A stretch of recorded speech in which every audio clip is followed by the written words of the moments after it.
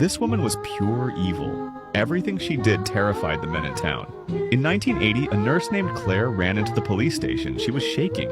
She said her friend's dog wasn't right. A year earlier, Claire had reconnected with her college friend Susan. Susan had a dog named David. She talked about him all the time, like he was family. But 1 month later, Susan said David was dead. She already had a new dog, Frank.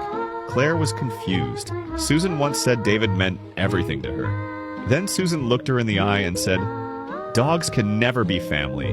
They were once the cruelest of creatures." That night, Claire followed Susan home.